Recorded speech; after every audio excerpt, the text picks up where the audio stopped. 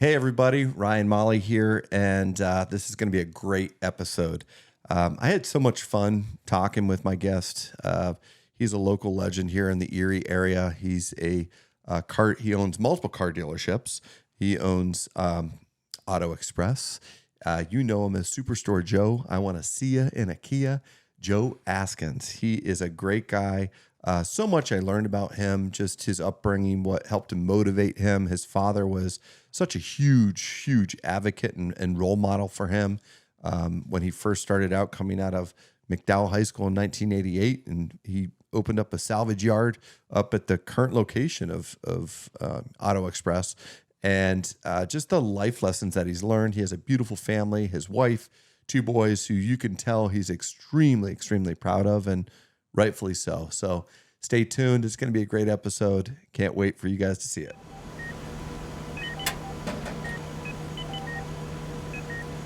All nurses to the nurses station.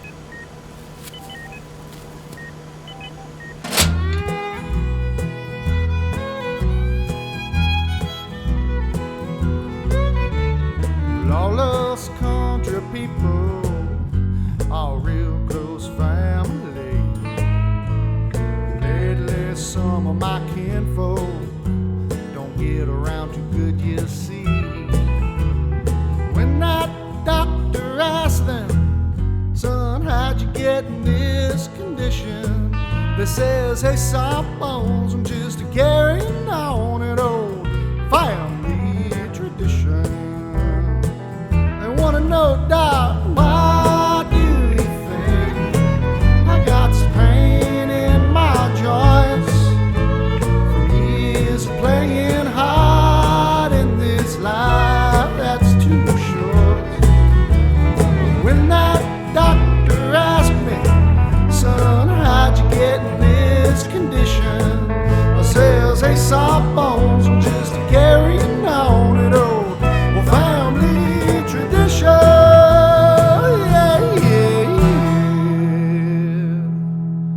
Tell me all about it, Doc.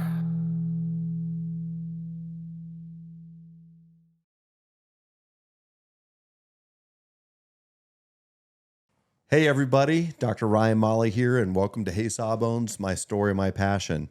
Again, I'm your host, orthopedic surgeon, cutter of bones, entrepreneur, business owner, but most importantly, loving husband and father of 3 loving and fun, active boys. And tonight, this is going to be a really fun episode.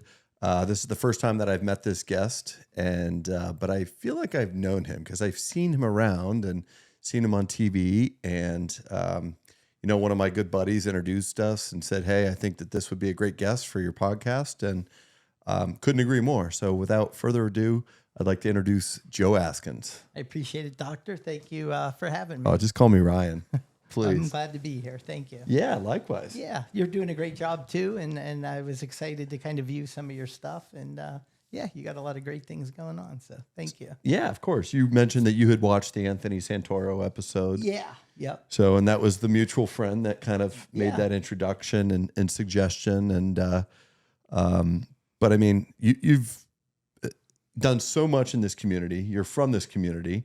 I was reading your bio that you sent to me yesterday. Very impressive.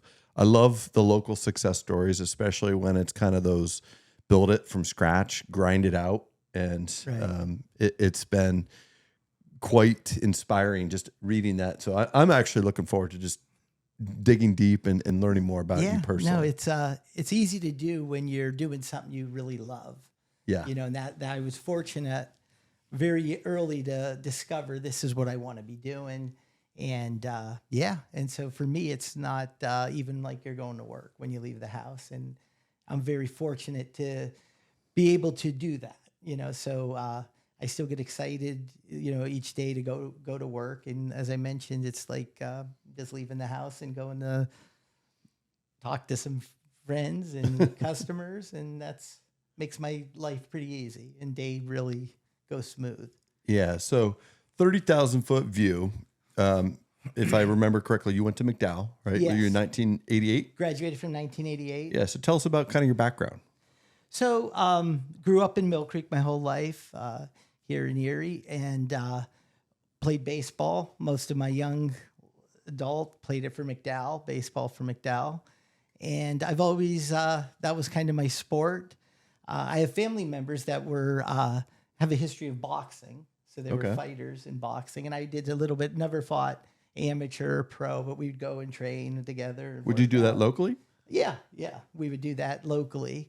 And as far as the auto industry, so I graduated from high school and I was debating whether to go to college. I guess my thoughts were, that might be a good pathway, and if you said, well, what do you think you would have done? I maybe would have looked into being an attorney or went that way.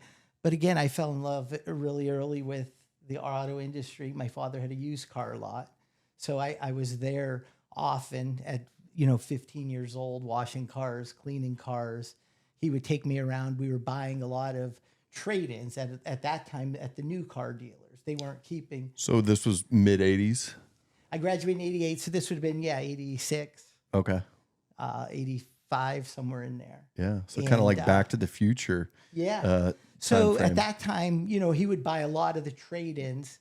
His place was on East 26th Street, Action Auto Sales. What was the cross street? 941. It would have been right near East Avenue. It was where my dad's lot was. Yeah.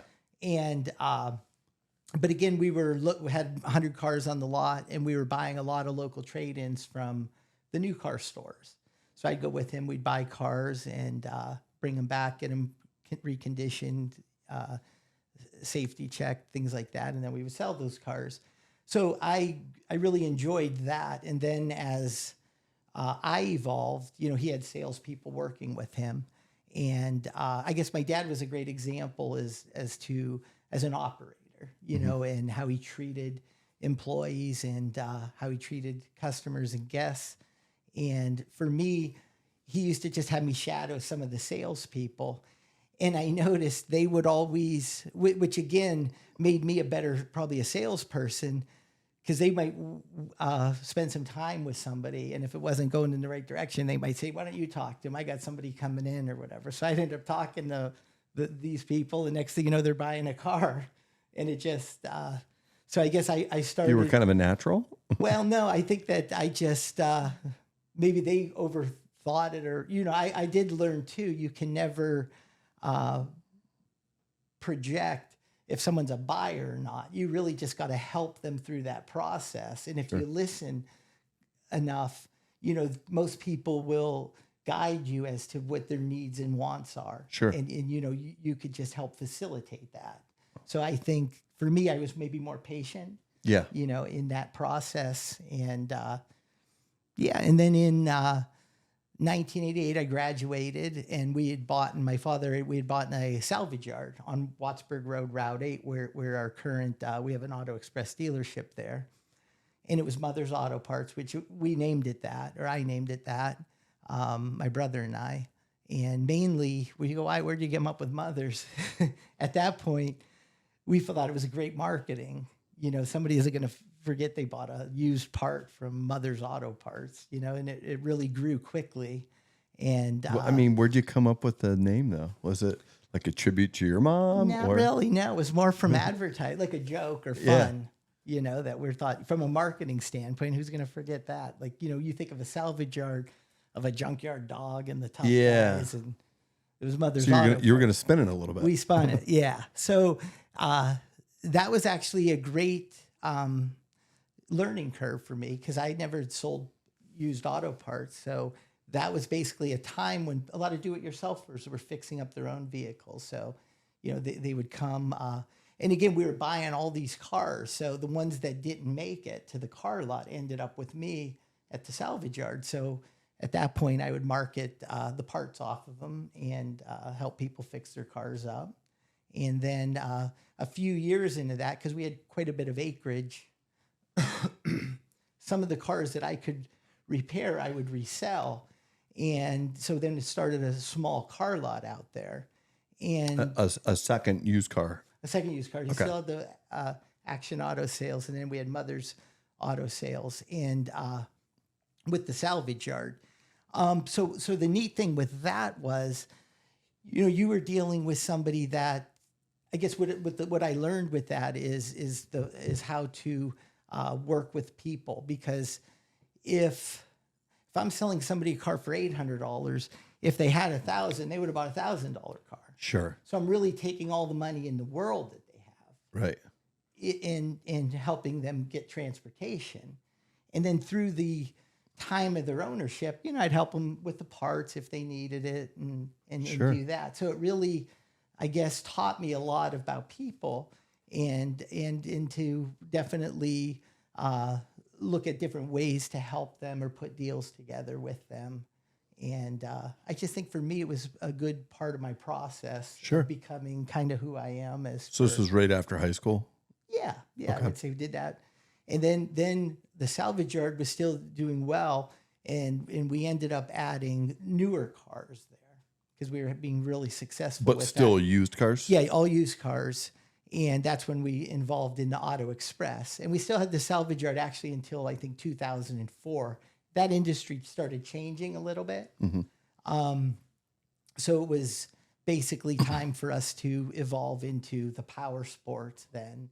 And then we ended up getting a new car franchise out there. So it was a growth process that didn't happen overnight. It was, a lot of just Grinding. grinding and taking care of people. Yeah. Some of those customers from back then are still customers today. That's beautiful.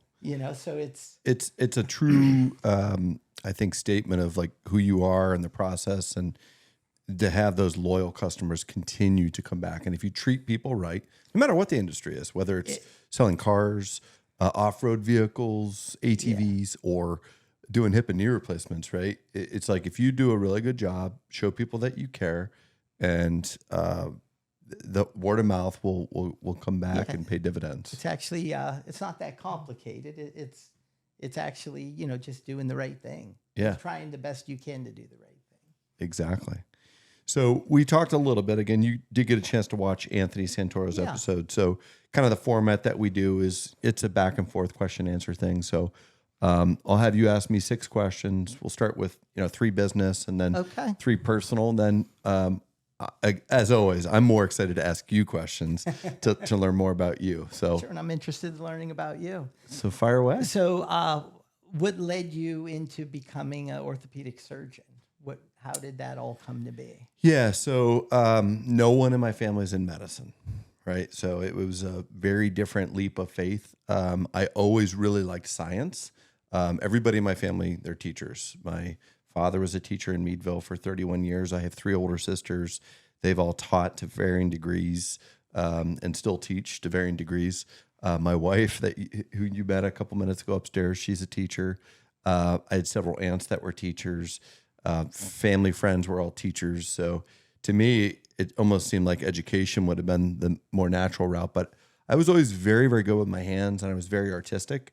I remember my guidance counselor in high school telling me that, I should go into art school. And, I enjoyed painting. I enjoyed creating things, building things. I was always the kid that would tear apart my radio or remote control cars and build something else with them. Right. I take the motors out and create a B-17 bomber with 4 prop planes that actually functioned. I mean, it wouldn't fly, but so it was always. I loved woodworking. My dad had a woodworking shop. Both of my grandfathers were carpenters, so that was always kind of something that was kind of I was around. And but I always played sports too, so athletics was big. So the natural thing for me and all my sisters was you went to college after high school, right? I never even had a second thought. I didn't know exactly what I wanted to major in, but I really liked athletics, and I had heard about one of my cousins. He was a chiropractor, athletic trainer, so not a traditional physician, but chiropractor. And I was like, that'd be cool, staying around athletics and being able to follow sports teams and things like that. So my sister was at Mercier's. It was college at that point. My best friend, who's a year older than me, went to high school together. He went to Mercier's. So I was like, I'll go to Mercier's. Right. So I went to Mercier's. They had a pre-med sports medicine program with athletic training curriculum. That's what I did. And, one light bulb went off after another where I would meet different influential people. Probably my best mentor that I would say really changed my life and got me interested in going into medicine was Dr. Gregory Coppola. I don't know if you know Dr. Coppola. I've heard of him. Yeah. So he moved here in 2001, which would have been my senior year at Mercyhurst. He had was a family practice sports medicine physician that had done a fellowship in sports medicine up at Michigan State.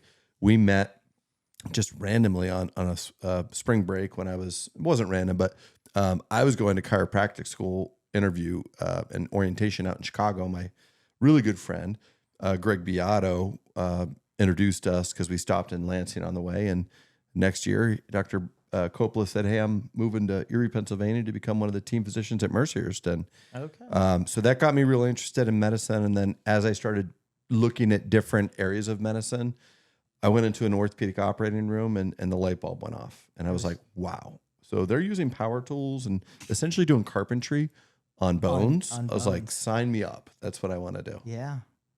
Well, that's honestly the good way that it led you to where you are today. Yeah, it was a lot of paths and curveballs that were thrown my way that I didn't anticipate. It wasn't like, my father was an orthopedic surgeon and I wanted to be just like my dad. Right.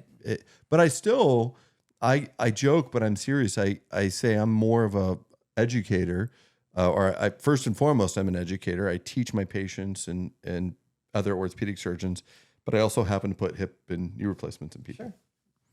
And I guess my next question was about how many surgeries do you do a year on average? Yeah, so I do two operations. I'm a simple guy. I do hip replacements and I do knee replacements. Probably a safe number is about 800, about 400 of each. Wow, way more than I would have thought. Yeah, it's high volume. Myself and my team, we do probably more hip and knee replacements than any other surgeon in the state of Pennsylvania. And I don't say that in a bragging way because I don't do any other operations, right? So it's not like I'm fixing ankle fractures or doing shoulder surgery. I just specialize in hips and knees. Right. But that was always kind of my goal too, was I didn't want to be that guy that was the jack of all trades and kind of mediocre at a bunch of things. I wanted to be the master, the best at a couple things. So I put my time and energy and focus into that. And I do generally 6 or 7 per day. And I operate 3, 4, sometimes 4 days per week. 4 days a week. It's busy. And then I do office hours the other 2 days. Did you have an office in Erie or only in Meadville? So we actually have an office in Erie that we started in December of 2022. So it's been open just over a year now. I don't actually even see patients there, even though I live 5 minutes. It's right off of Marshall and 12th Street, right by the airport. Yeah. But I just built a really big, beautiful office down in Meadville, 2021. So we built during the pandemic. And it opened in July of 2021. So it's much bigger. It's more geared. And when I designed it and built it, I built it kind of to accommodate. Yeah, for kind of like how my patient flow is. And so, but we have great providers up here in Erie, both surgeons and mid-levels and staff. But yeah, I do predominantly office hours. Well, not exclusively in Meadville. Right. And I guess the other question that I was thinking of, thinking of my mother-in-law who's in her mid-80s and my father who's 80. Let's take my mother-in-law, just all kinds of arthritis. Is there anything somebody could do to prevent arthritis? I get asked that question a lot. That it's like from cold or, different, maybe somebody who had a job on concrete, or does that attribute to more apt to... Yeah, it's definitely multifactorial, but I will tell you the one thing that we've kind of found out over generations of treating people with arthritis and doing joint replacements is it's really a genetic component, right? So I have had athletes, long distance runners, one in particular, Tom out of Meadville. He was a volleyball coach in Meadville for years and good friend of my family's and of myself. He has logged so meticulously his miles over the years. He's probably in his early to mid 70s now. He's literally on his 3rd time around the world in miles that he's run. I can't tell you how many marathons. Right. His knees look pristine. Okay, not a bit of arthritis. You would think would have. Right. And then you get people that aren't very active that have severe arthritis. Right. But you tend to see, both their parents had arthritis or maybe one of them had arthritis. Right. Myself personally, I have really bad arthritis in both of my hips. And that's purely a genetic thing. It was the fact that my femoral head, the ball, never fully formed, and the socket was pretty shallow, so it was kind of like putting a square hole, a square peg in a round hole, so to speak. So it wore out prematurely. But injuries definitely predispose people when can cause it. Like my dad had a knee surgery. I think it was a surgery where they drilled out his knee. Okay. Cleaned it out is what it was. Mm-hmm. And they said it was some of that was caused by arthritis. And he felt better for a little while, but now it's back to, I wish I wouldn't have had it done, that type of thing. Yeah. Unfortunately, there's no great simple cure. There's no medicines, preventative, that if you take this, I mean, there's things like glucosamine and chondroitin sulfate that you can try, but it's not going to regrow cartilage. It may make any remaining cartilage that you still have in your joint last a little longer. Right. Maybe delay the onset of arthritis. So in my dad's instant, he may be somebody who may be a candidate for sure replacement. Absolutely. Right. Yep. Rather than trying to. It's more common than not, quite honestly. Right. I mean, I would say more than 75% of people that live over 70, 75 years of age, they get some form of arthritis, whether it's in their fingers, whether it's in their spine, their hips, or their knee joints. Those are the most common joints that we see that get affected by arthritis. Okay. Yeah. So am I still going? Yeah. Maybe do some personals, and then we'll all right. Spin the table. As a 14-year-old young boy, what did you want to be when you grew up? Oh, I wanted to be a professional basketball player. Is that where absolutely NBA? I was a Jordan fan from the very earliest days and moments that I can remember. I was just a basketball fan in general. Right. And as you could probably see walking around my basement, there's quite a few Jordan things hanging around down here. But yeah, I was always playing basketball. My family was a very big basketball family. I played volleyball as well, but basketball was my true passion. And, wasn't gifted with the world's best speed or the world's best jumping abilities. I could shoot the ball, right? But it wasn't going to get me to that next level. So that's when I started realizing, like, probably academics and was your better path. Right. But I'm a basketball nut. My oldest son, Anthony, who you met, we're going to Boston Friday morning. We're heading to go see a Celtics game. Oh, nice. So I take each of the boys on an individual trip each year. All three of them. My oldest son, we went to San Francisco about it was when the 49ers played the Packers. We actually went to that game. Yeah. And then Luca, my youngest, we're going to go to New York City and see a New York Knicks and New Jersey Nets game. Good. Now, are you a Boston fan, or is it just? I'm just a basketball fan. So and we want to kind of like hit different stadiums and areas. That's like fun. Anthony and I went to Chicago last year, so it was the first time that I, being a Bulls fan, was able to go to the United Center. Got to meet John Paxson, the point guard for the first three-peat with Michael Jordan. His son was actually there, and we got to meet him, and so it was cool. My wife and kids, we were able to, I think it was 2 years ago when the All-Star game was in Cleveland. Oh, okay. He had invited us up there to spend the weekend with them, and it was just a great time. And did you guys get to meet any players? We did. It was Bill Russell. Oh, wow. So some legends. Yeah, there was legends is who we got to meet. Yeah. Honestly, that's who I'd be more interested in meeting. Yeah, and there was a Laker there. Really a nice guy. Boy, I don't follow basketball that much. I'd have to, if we take a break, I'll show you his picture. Yeah, for sure. But yeah, it was a great time, and all the legends were there. Yeah. They honored, and to see Stephon Curry shoot. Oh my gosh. I mean, so he's my favorite modern day player, I don't think he missed. No. Did you get to watch the All-Star game last weekend or so? I just caught pieces of it. Yeah, he went against, what's her name? Ionescu or something, the female. Okay. And they did a 3-point competition. He wasn't in the actual 3-point competition, but they did a head-to-head, and he barely beat her. And she was shooting from the men's 3-point line. Right. And I mean, she was using a woman's ball, but I mean, it was impressive. She was on fire. Jerry West was the guy. guy. My gosh. Yeah. Yeah. Out in Cleveland. He was a legend. Yeah. Yeah. Forward, right? So he is the Or logo. center. Was he No, center? he was point guard. Oh, he was a guard. He was the logo. So the NBA logo is his silhouette. Okay. They call him the logo. Okay. So Jay, you're going to need to put Jerry West right here and the NBA logo right next to it. But it was a great experience. We had a great weekend and just, enjoyed Cleveland. And it was nice that it was so close. So did you guys stay out there too? We then? did. Yeah. Okay. Yeah, we Did did. you do any cool restaurants while you're out there? We did. Kia took us, I think it was the Marble Room. I love that place. Yeah. And, and there was a couple others. I'm not quite sure what the names were, but it's a great time. I mean, We're actually going to Cleveland tomorrow night because we fly out Friday morning. So Anthony and I were going out to my best friend who went to Mercer's, Jared Oaks. I can't remember the steakhouse that he's taking us to tomorrow night, but it's like I said, it was great. yeah. And everything was pretty much in walking distance from our Yeah. hotel and stuff.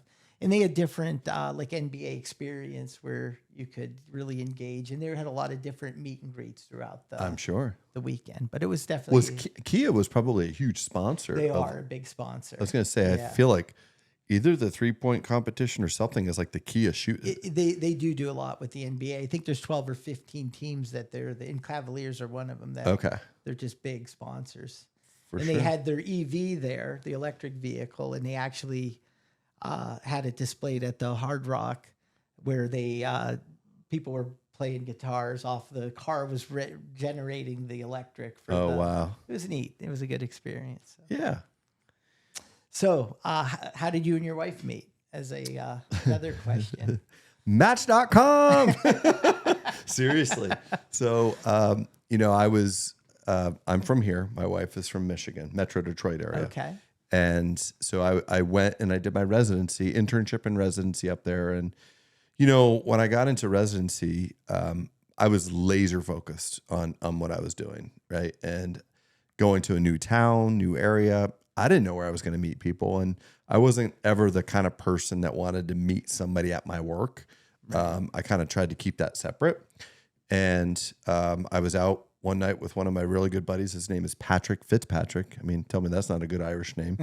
He was an ear, nose, and throat resident, same year as me. And we went to some Irish pub. We had a couple beers, and I said, how am I going to meet like somebody that, like, I was just kind of like done with all the garbage. And, I was in my mid to late 20s, and I didn't want to have to go out on 50 million dates to find the right person. And quite honestly, I joke about this all the time, but I would be very, very difficult to be with, right? Because I run on such a high like octane level, and I'm OCD, and so I'm not super compatible with probably very many people. I joke, I say maybe 1% of the population.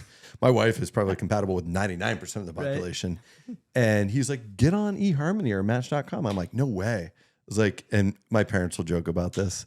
At the time, I didn't tell them for like 2 years where I met Karen, because back then this was kind of like you left your husband or wife for somebody you met on the internet, right? So and that was kind of creepy back then, or at least that was the stereotype that they had. So I literally went on only 2 dates. Both of them happened to be Greek girls too. It's just kind of what I'm naturally attracted to. Right. And the first date didn't go great. The second date was my wife Karen, and that was it. The rest is history. The rest is history. And then somehow got her to come back to Erie, Pennsylvania with me. We did live about 10 years in Detroit, 1 year in Columbus during my fellowship. How did you like Detroit?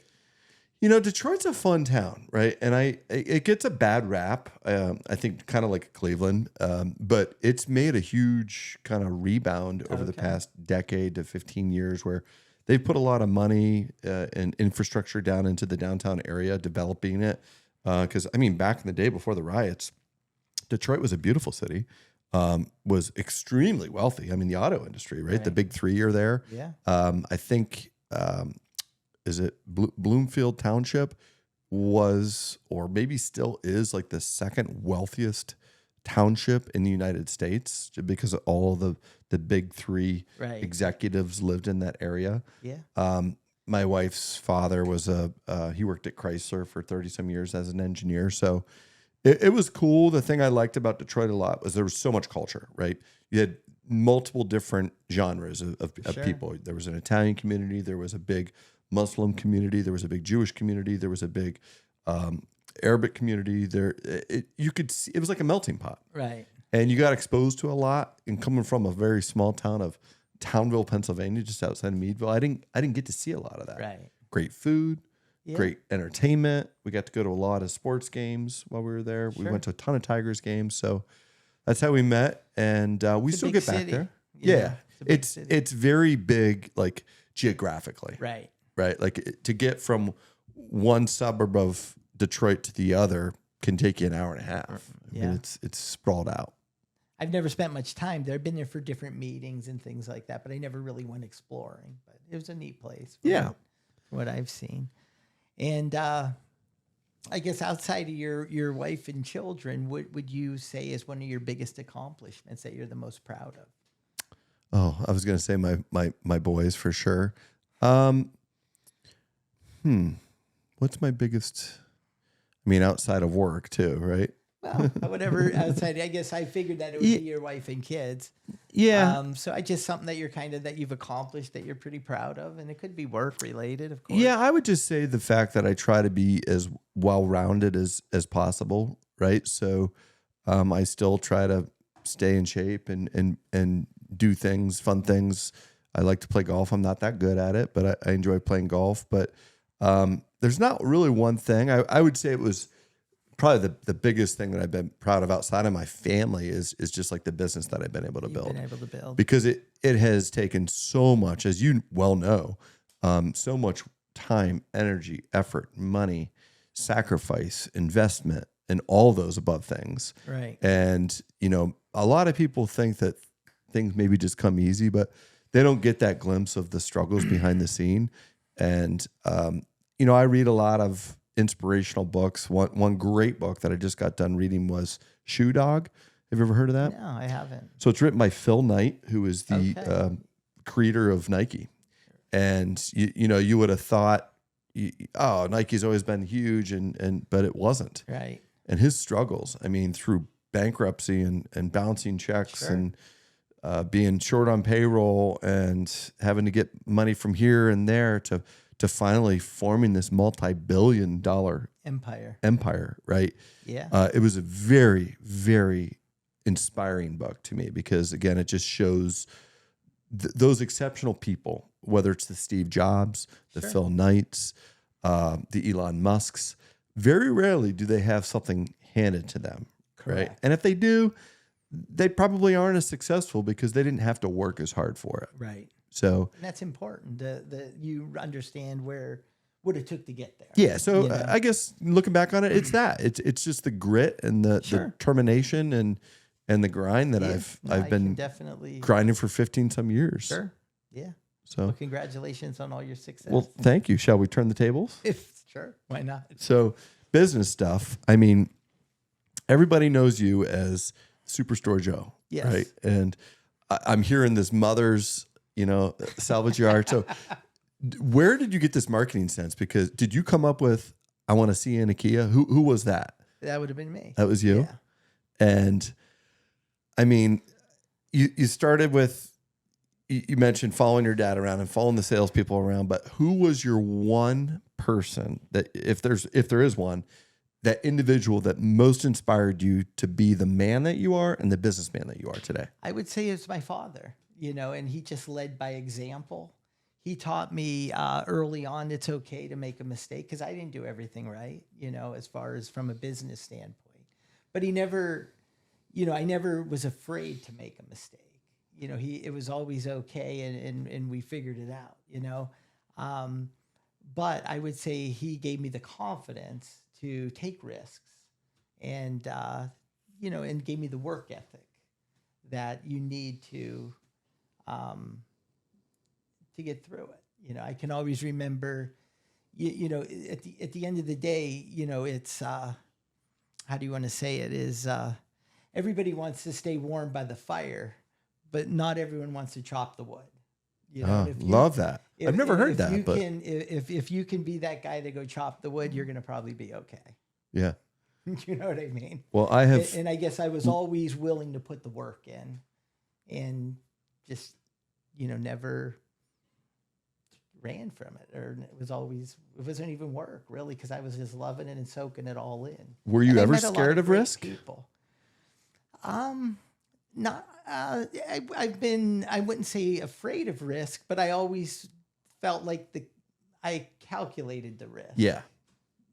So I knew if You weren't impulsive and were just be like, I'm just going to do this. No, I knew that if I wasn't correct on the risk, things would it might not grow to what I believe it can, but I would still be okay. It wasn't Nothing. The world's not going to crumble. correct. And I also knew, my dad always would say, here's what I could tell you: if you go to work and do what you're supposed to do for the time you're there, you'll be okay. Go to work, and that's really, how I've always been. And I've been really fortunate as a dealer or business owner that, I just got a great group of people that through the years, many of them have been with me since, the late 90s, and just, they understand, let's say, the culture and the direction. And, we're on the same page when it comes to growth, customer treatment, how we're going to, kind of go after the day. And they know basically we all think alike, or we've all come to the senses. And honestly, a lot of them come up with great ideas. And I think that that's probably, as from a work standpoint, I'm very fortunate that I've been able to surround myself with a really skilled group of people that always put the customer first and, looking for it for the long term. Yeah. So you seem like a very introspective guy that has great life lessons. I love the everyone wants to huddle by the fire, but not everyone wants to chop the wood kind of saying. Do you have any inspirational quotes that you kind of live by? No, not really. The one thing that I could say is I try to keep it simple each day. And even with our crew and our staff is, each month, we're always setting goals, tracking different numbers. And in order to get to where you're going, you can only move what you measure, and we're all constantly measuring the daily activities of the business, just like, every day or every evening, I'll get an update, is how many cars were sold, how many, stuff service sends me updates with repair orders, things like that. So I always kind of stay in touch with everything that's going on. And I think as far as, the work at hand, I think it's just, again, we rely a lot on repeat business. We have great loyal customers that enjoy doing business with us, return to do business, send friends and family to do business. Mm-hmm. So I think for us, it's just been practice what you preach, kind of, because you can market all day and get people to come in, but if you're not going to deliver, Exactly. what's the point? Right. So I've always done my best to deliver on what we're saying. And I would tell you the biggest challenge that I've had, for me, as far as and not that I micromanage, but I always felt like I had to be involved in everything. And as you've grown and added different stores, it was probably in 2019 when we added Mazda, that I just realized that I can't be everywhere, because we have 3 right on Peach Street next to each other, then the Route 8 dealership, and now we add Mazda. Where's that one at? That's on Peach and Liberty. Okay. Which isn't far. It's still within a triangle, is what I make as I'm visiting. But you just can't be everywhere. Right. I always felt like I had to touch every customer, everything. And not that I always had done that, but that was always my goal. When we were getting going, every day at the end of the day, I would call customers that were in service, customers that had bought and just did that for years. So you had your finger on the pulse at all times. For years. And then as you grow and you're selling a lot more vehicles and a lot more services going on at a lot more different locations, you really can't do that. However, I still am calling random, not all, but some, and try to, be a part of. My goal each day is to visit every store and spend some time there and get with our teams and, try to attend different meetings that they have going on. And So I would suspect, because I've dealt with the same struggles, right? Early on, and my company is much younger than yours. I mean, I founded Whole Health in 2018, but we had 14 employees when we first started, and now we're upwards of 34 yeah, in just 6 years. That's more than double. it's huge. It was one of those things that I sat in on every single interview. I had the say on everything, and I still had the final say on everything, right? Sure. But I learned that I had to really empower my leadership team Correct. and create a leadership team. I had some key people, but we actually created a leadership team that they meet every Wednesday.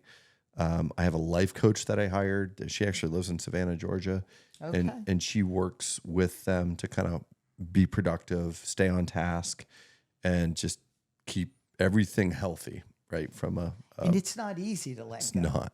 Yeah, it's almost like taking the training wheels off, and you're just like, is this thing going to crash? Because and not saying Not that these that it's- people Right. like I have some magical power that if I'm not there, it's the house is going to burn down. But it's my baby, it's your baby. It is, but actually, some decisions without me being there are probably made better than if I were there. Yeah, I would agree. Do you know what I mean? So sure. I have complete faith in.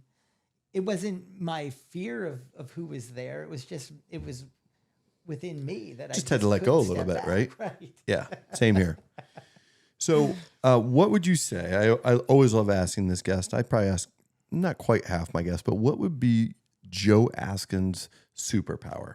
Like, what makes you the man that you are, the businessman that you are? What's the one quality that is stronger than any of your other qualities?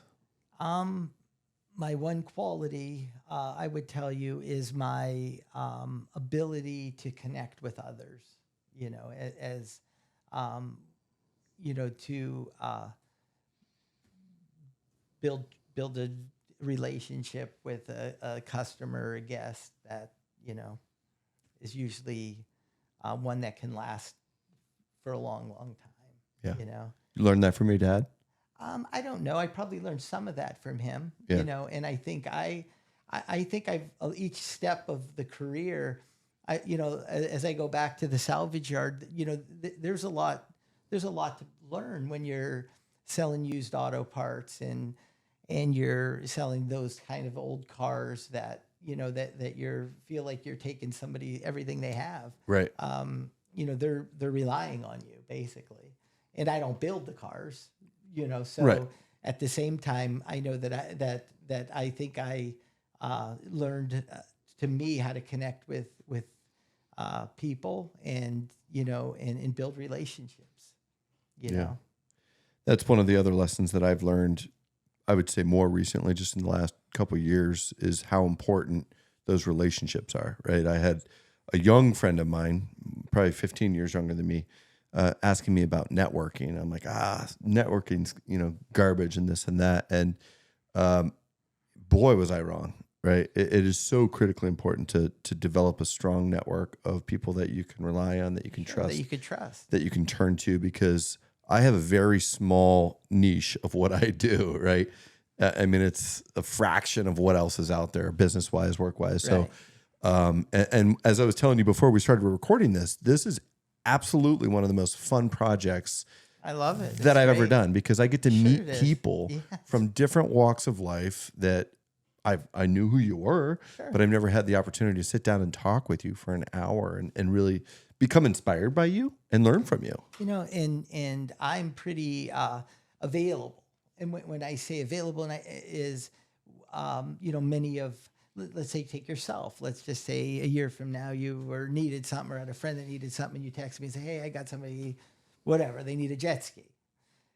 I'm available to you and many people for those types of things, and I want to help out. Yeah. There'd be no reason that a friend of yours should go buy a jet ski anywhere else that me. Right. I can hook them up For sure. better than anyone else.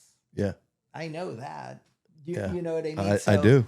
But again, those of what I found is me being available to people through friends and stuff like that. That was all part of it. But at the end of the day, when you call me with your friend, I have to deliver. Yeah. Or you're not going to, again. Yeah. The referral won't come again, right? So that's like taking care of again, people. not that you have. Maybe I don't have. There's reasons maybe why something wouldn't come together. But for the most part, there'd be no reason why it wouldn't. Right. Because you'd rely on me to hook your friend up the best that I can. Well, the same thing goes for you too, right? Because I've just through this process, I've made some really good friends, and literally one of my guests just texted me on Sunday, said, "Hey, my daughter, I'm a hip and knee surgeon, but my daughter fell, and they think that she broke her elbow through the growth plate. They're saying that we need to get her to Shriners and this and that, and absolutely nothing against Shriners." I did my rotation there. I think it's a great organization, but I was like, hey, for convenience sake, I can hook you up, get you into our office much closer to your house early Monday morning. We have x-rays in house.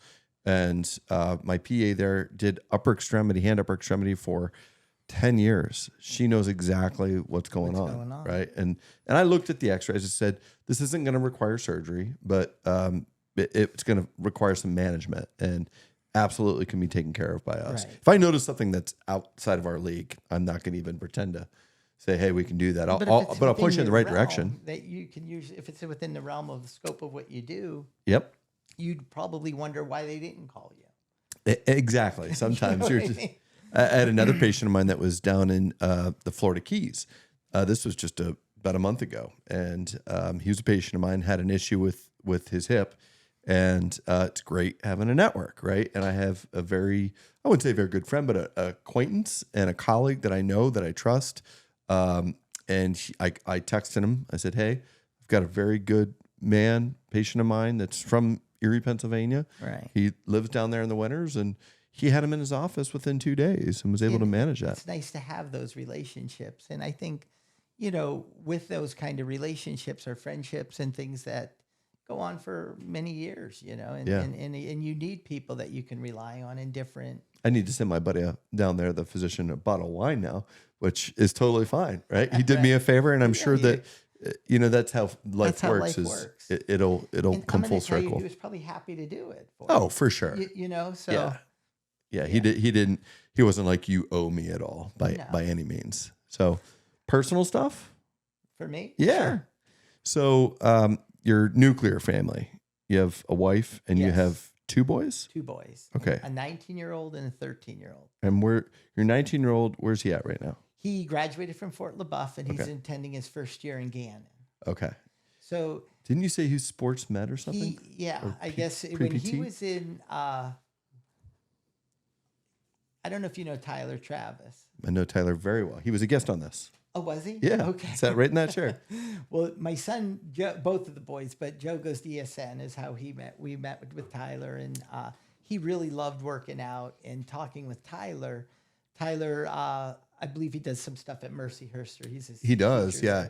He mainly handles their hockey program. Yes, he does their hockey program, and my son just absolutely enjoyed doing it. And Tyler had. Or he had mentioned to Tyler that at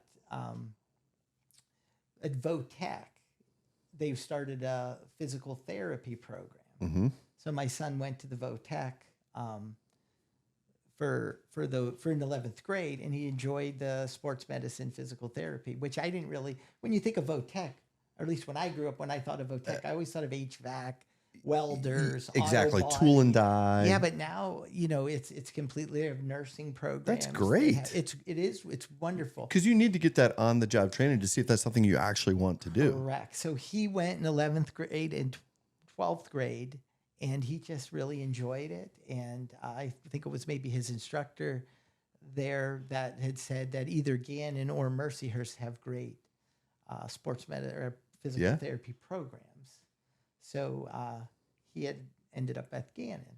Awesome. So it's just started his second semester there. So if he ever needs any shadowing experiences, because a lot of the PT students, they'll do some type of orthopedic rotations. If he ever wants to come observe surgery, I can't tell you how many pre-PT students, pre-physician assistant students, pre-med students that I've had come rotate with us. Okay, so I actually have 3 Mercyhurst students. I spoke at Mercyhurst about a month ago. Okay. That's where I went. So it was my alma mater. And I had 3 students reach out to me afterwards that are coming and setting up rotations with us. Wow. I'll definitely. Now, that would be something further on.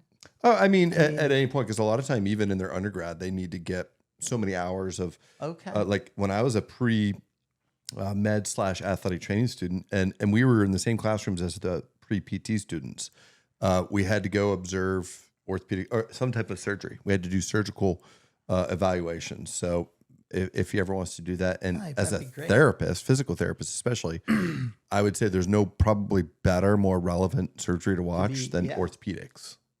And he's working too at NovaCare Yeah. as doing just, helping out and doing some I was a stuff physical therapy assistant it was Health South up at Family First there. Okay. when I was in med school at LECOM. So Okay. I worked with a lot of physical therapists over the years. Now, Health South, a friend of mine, I think he ran Health South for a while, John Papalea. Do you know John? I remember John Bucci. He was an Okay. athletic trainer/physical therapist This one there, was but more by Hammett. Okay. Health. Yeah, that was their Health South, main- or their main campus, Yep. or their main. Yeah. So anyway, he's enjoying it, and again, regardless you of said what he's a sophomore, he's or a freshman, freshman. Okay. but regardless of what somebody chooses to do, my advice is always find something you're going to be passionate about, that Yeah. you're going to love. As you started, like, I don't remember if it was actually, it was when we were recording. Said you don't feel like you're going to work. Correct. I don't If somebody either. can do that. That's a blessing. Yeah, It really, there's many people that can't say that, and for sure. for us to be able to, that right there is a big reward. I've been following a lot again in men's basketball this season. I've been to about 8 games. They're actually hosting the PSAC starting next Wednesday. Their head coach was a guest on this podcast, Jordan Fee. Great young guy, great coach. He's brought a lot of positive energy and stuff to that university. That's important. So, but your younger son, we were talking about earlier. Nicholas is an 8th grader at Fort LaBeouf, and he's my old. Getting back to my oldest son, though, he tried he did t-ball and little league. He always loved music, Okay. guitar, singing. He would write songs, and he still does that today. So to me, that was his passion, and that's what and you follow that. The younger one, the 13-year-old Nicholas, he's all about sports, athletic, baseball. Sure. And even my older son enjoys working out, stuff like that. He just never really was into the team sports and stuff. So again, everyone has their strengths and their passions. And, now Nicholas could play baseball. He's probably playing now somewhere. Their middle school practice, and then he's on the travel ball team, and it just never really, then it ends and he wants to play fall ball. And that's just what he's He could be doing worse things with and his they're both time, right? great kids, and it sounds like the kids that I met yours seem like wonderful kids that are, enjoying active. things and active, and that's there could be worse things. Exactly. So I feel blessed with my kids, my wife Tina. Now, we had met in high school, Both at McDowell. but she was at intermediate, 10th grade. I was a senior. Oh, so you were robbing the cradle. I was robbing the cradle.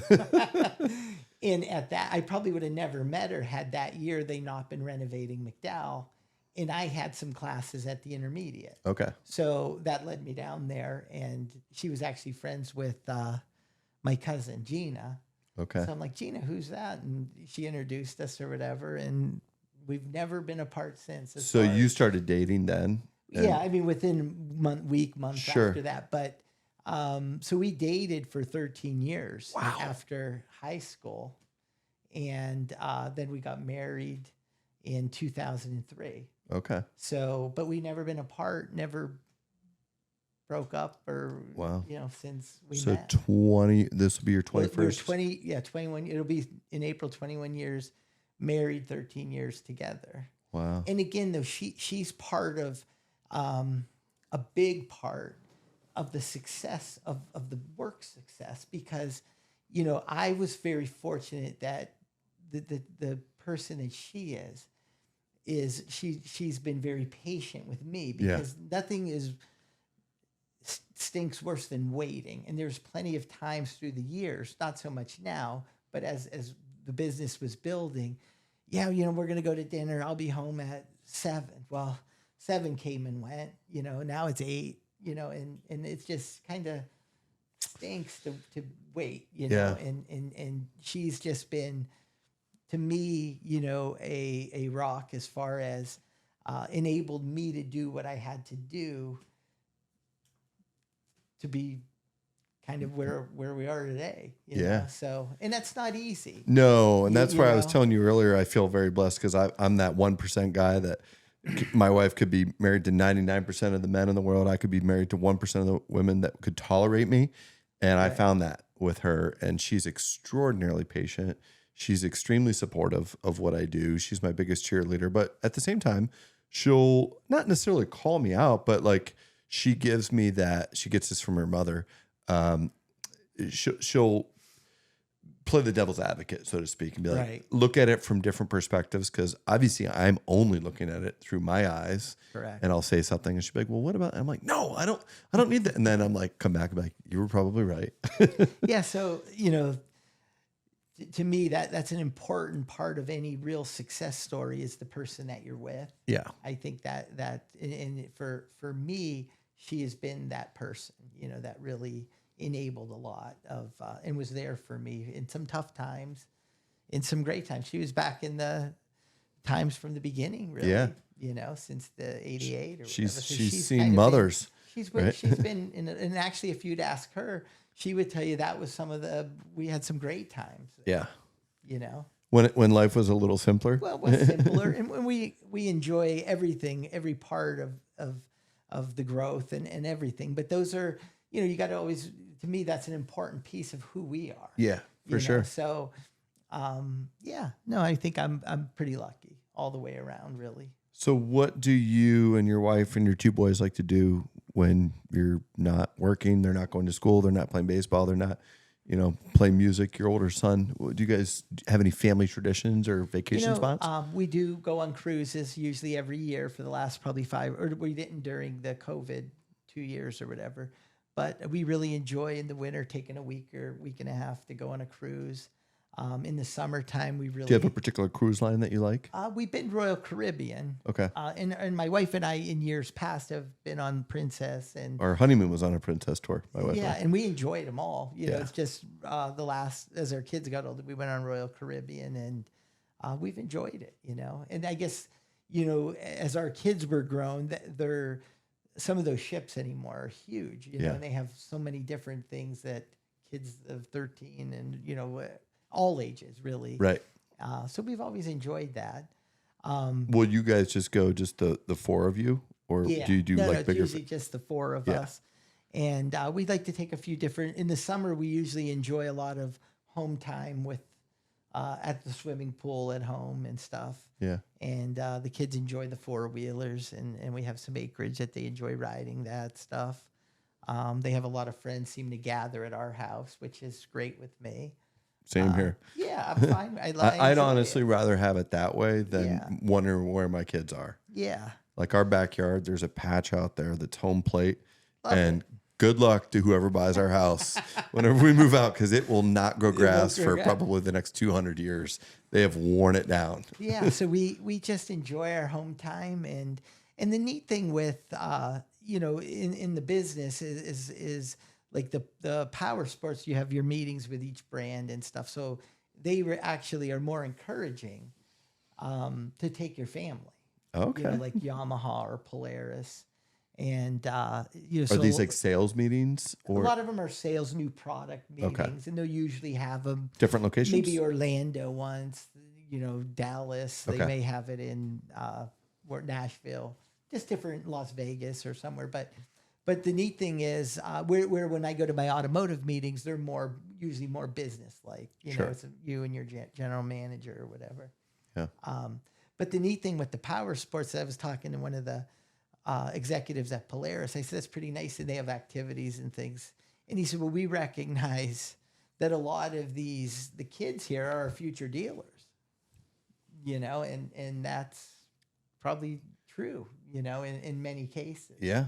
Do you see either of your boys being a future You dealer? know, I don't know. I mean, again, I want my son Joe right at this point to follow what he wants to follow with and I hope that is exactly a direction that he's going to love to do. And we'll see with Nick, but there's always, I'm hopeful of it, but if it doesn't happen, I want them to be happy. Yeah, Ultimately. that's the most important thing, right?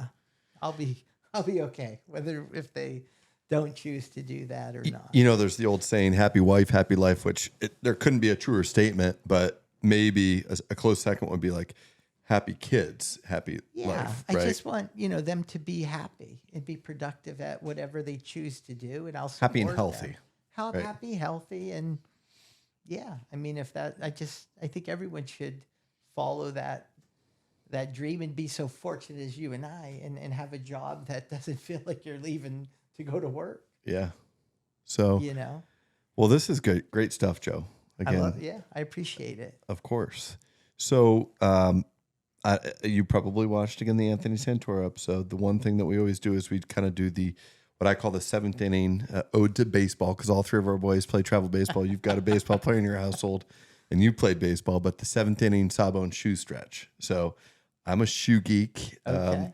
I love my shoes, particularly my Jordans, but you got the memo, right? Oh, yeah. To wear a pair of either your favorite shoes or a pair of shoes that have some meaning. And believe it or not, this session of this podcast has gotten some really like inspirational stories. You wouldn't think that like what's going to come out of shoes, but like I've had a couple guests almost bring me to tears with shoe stories. You're like, what? But like life changing. I didn't see that part. With Yeah, I would say watch the Dr. David Hutzel episode. Okay. It is Solved Through Walking is what the title is. And it was, just a moment in his life where he was really struggling, and he went on the Appalachian Trail. And if you want to talk about struggle, he struggled first time there, and coming back, his wife kind of called him out and called him forth, and their relationship became so much stronger and loving at that point. And he told that while he was talking about his hiking shoes that he wore. So wow. What are you wearing here? So this was on what episode was that? This is Dr. David Hutzel. He's an internal medicine physician down at Greenfield Internal Medicine down at Hammett. He's actually my internal medicine doctor. Wicked smart, great guy. I've actually hiked with him before, and one of my other good buddies a couple years back. He does, I think, a portion of the Appalachian Trail every spring or fall, and then he does goes out west and does like the Pacific Coast Trail. But he's a big hiker, and he kind of got me into hiking. I love hiking. We both love to go to Sedona. This is our third year in a row that we're taking the boys to Sedona. Have they came before the boys, or will this be? Yeah, no, this is our third year in a row to Sedona for Easter break, and we know the trails now. Yeah. So, well, what are you wearing here? Well, these are On Clouds. Yeah. And there's really no story behind them other than I said to my wife, I got to get some comfortable sneakers. And I think it was Anthony said, you got to get him a pair of them On Clouds. Yeah. And I do like them. They're comfortable. But other than that, there's really no story behind them other than my wife surprised me with them. Is this your daily shoe? Is this something that you would wear? It's not, really. Okay. I typically wear dress shoes during the day. And maybe on Friday or Saturday wear sneakers to work. So you're a little bit more traditional with... Yeah, more, I guess, be a little more... Things have gotten more casual, though. I mean, I think you could pull off some dressier On Clouds. You can, yeah. And again, it's not that we have some specific dress code, and things are a little more... relaxed, I guess, even in any industry. As people remember, people would be suit and ties. Oh yeah, but I don't think that's what the public is really interested in, especially going to buy a car. I think for sure they're more apt to somebody who's neatly dressed and a little more casual or and comfortable. Yep. So these are the Air Jordan 1 Mid Ice Blues. Yeah, so the Jordan 1s are definitely probably my favorite. They're the classics of all the classics. Not a big high guy. I'm more of a low guy, but the mids I can make work. And it's got a little bit of that, not quite the Carolina blue shade, but it's close there. So, but Now, do you wear those to work? So I don't. Or do you wear sneakers to work? So when I'm in the operating room, I actually wear Crocs, right? Okay. Just because of fluids and things getting on them. Not the ones that have holes in them, though. Right. But every time I'm in the office or clinic, I'm wearing a pair of Jordans. A pair of Jordans. And my patients, they like to see what's going to be the next going shoe on. that's Right. going on. You got Like it. tomorrow, I'm having to prepare for our trip to Boston, so I'm going to probably wear my Lucky Greens so that I can just Gotcha. wear them throughout the weekend. So Now, it looked like you had quite a collection of. yeah, it's bad. It's bad. Yeah, see, I've never been a big sneaker or shoe guy. I have quite a lot of different pairs of shoes, but nothing of any great significance. Yeah, this is my one vice, right? Is it? My, as I said earlier, with our boys, they could be doing worse things with their time than playing sports and things like that. I could probably be doing worse things with my your time and my money. But yeah, that's great. So, and again, it just goes back to kind of like one of my idols growing up was Jordan. Sure.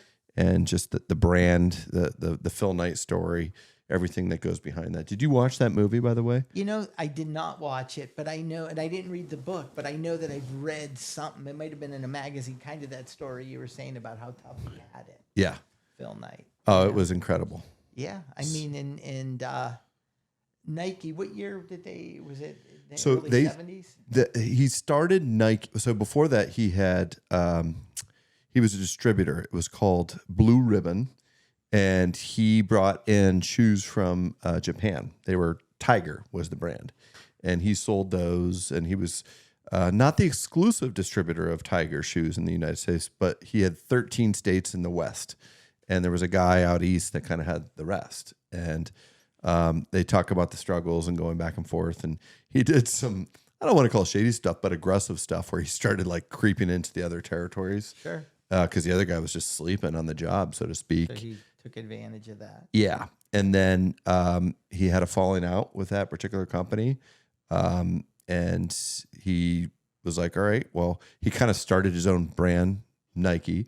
It's funny how they came up with the name. That's not what he wanted to name it, but he traveled the world. How did the name come up? So there were so many. I'm trying to think of the name that he wanted to call it. It was some weird name that the rest of his business partners were like, no, that's a horrible name. And he's like, no, this is a great name.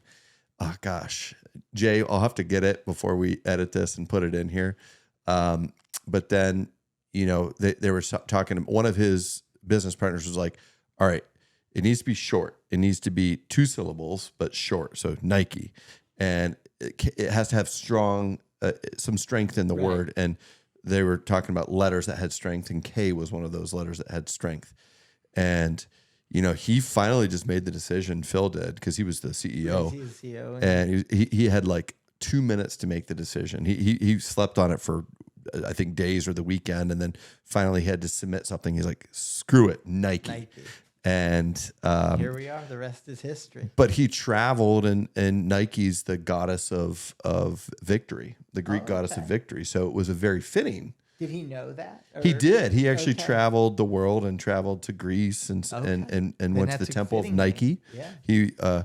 He talks about his time on the Jordan River, his time in Kobe, Japan. So you're hearing all these the Tiger River, Nike, Jordan, Kobe. These names all sound pretty familiar, and they're all huge, famous athletes that he created shoes after. And then the swoosh, the symbol, was actually a cool story too.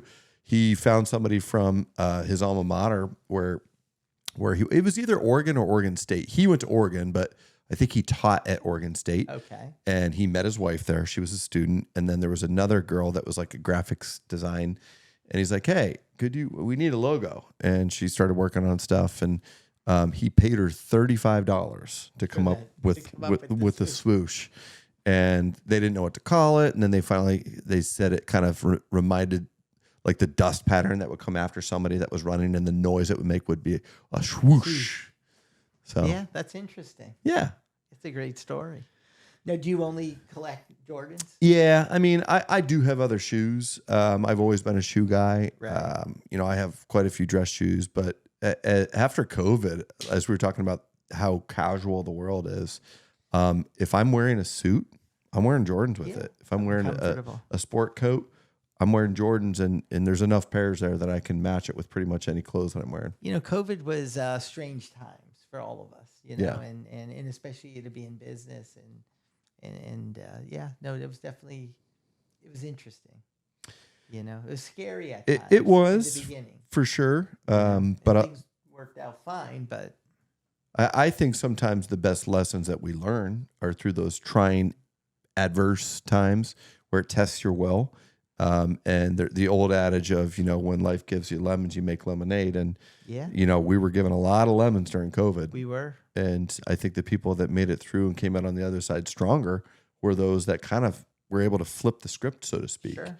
Another book I want to give a real quick plug to, one of my very good friends and business partners, Kurt Gramley, recommended this to me. I don't know if you do much reading or audiobooks or anything. Yeah, at times they do, yeah. So this one's called The Obstacle is the Way. Okay. It's by Ryan Holiday. Jay, if you could put that up here too. It just talks about exactly that. Like when life throws you obstacles, you have one of two choices, right? You can either give up, fold it, say I'm out, or you can spin it and use it to your advantage, right? And use that as an opportunity to make lemonade out of lemons. Yeah, and honestly, that's what you do. You have to. Yeah. I'll have to check that out. Thank For you. sure. So the fun thing, did you get to the part, the Sawbones Challenge?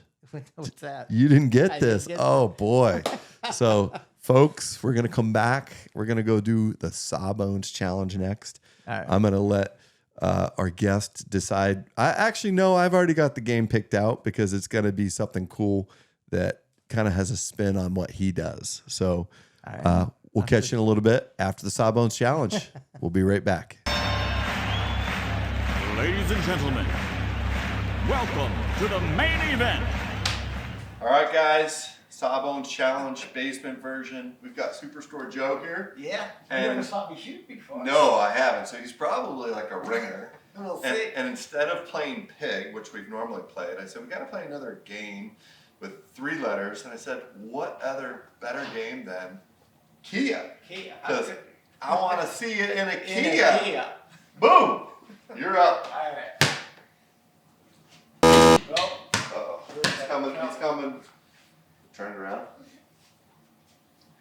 Should we do the Kareem on him? A little hook shot. Oh! I'm a lefty. Oh! He's going lefty hook shot. All right, we're going to do a little fadeaway. Oh, Luca, we're cold. We'll bake it. All right. You're struggling here. Man, this is ugly, Luca. Oh. This is going to be a tough one for me, too. Oh, got it. You're good, Luca. Man, he's on fire, folks. What do you think, Luca? I see a K coming. Woo! Oh. Uh-oh, we got a runaway ball. All right, we're going back to the hook shot. Oh! Oh! We got a K. We got a K. Ooh. We do it from here. Oh! Turn the other way, Lou. Fade away. Right here. Yep. Ooh, almost. I'm struggling. He's going to try to wrap it up.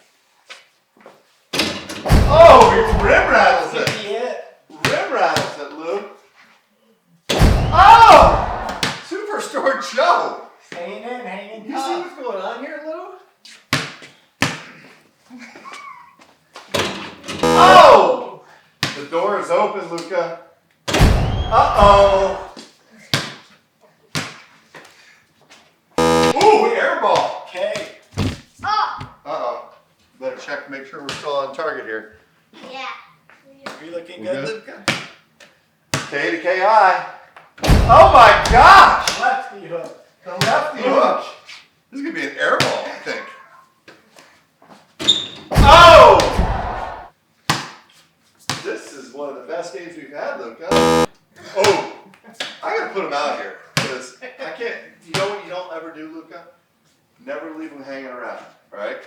when it comes back to fight. It comes back to hunt. Oh!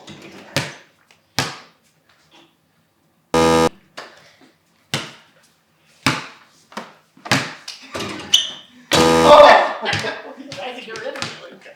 We're just gonna shoot it from back here. Oh, not even close. Oh boy.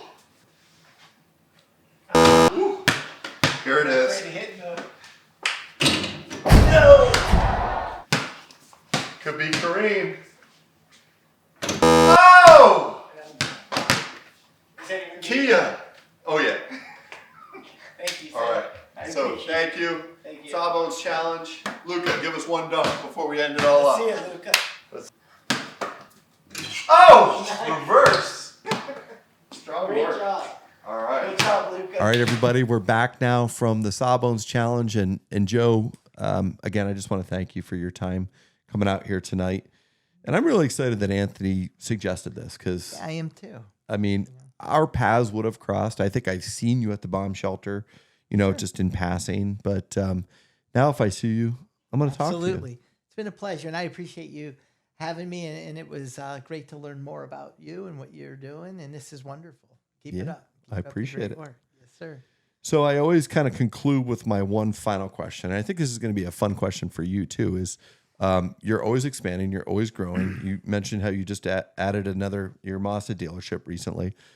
What's on the horizon in the next 5-10 years for Joe and the family? I guess when it comes to growth, which you would know, timing is everything. Mm-hmm. So I don't have anything forecasted.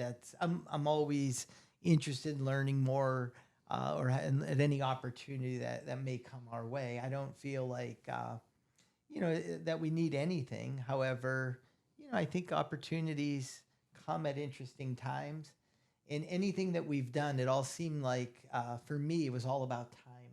Yeah. And and when the timing's right, we'll be definitely looking for more opportunity and more growth. Yeah.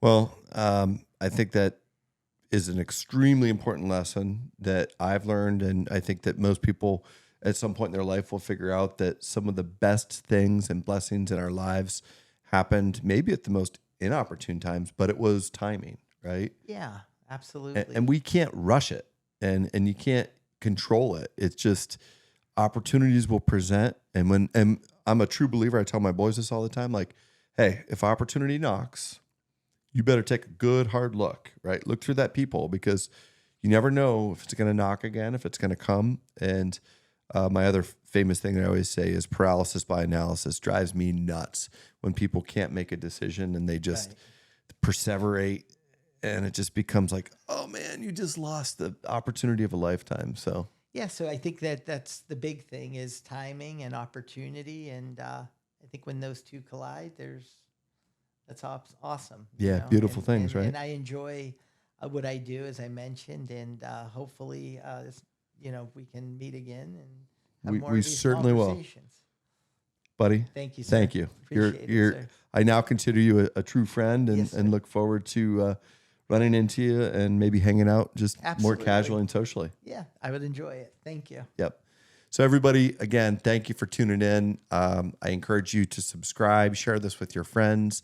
Don't forget to leave comments, suggestions, any other guests that you may like to see on the podcast.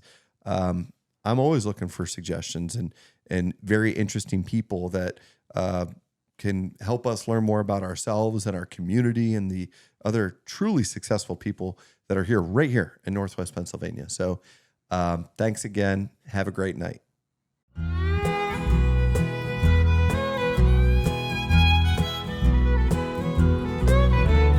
Well, I have loved some fishing in the outdoors where I'm free. It's where I spent my time before I hurt my hip and my knee. When that doctor asked me, son, how'd you get in this condition?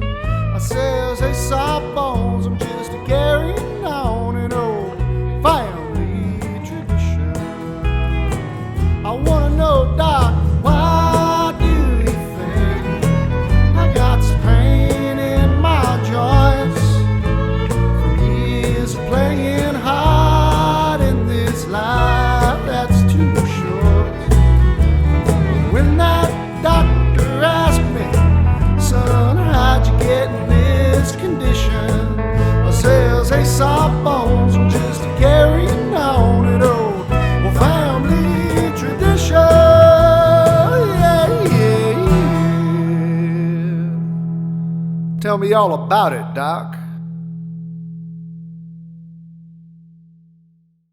As a disclaimer, this podcast is for general informational purposes only and does not constitute the practice of medicine, nursing, or other professional healthcare services, including the giving of medical advice. No doctor-patient relationship is formed.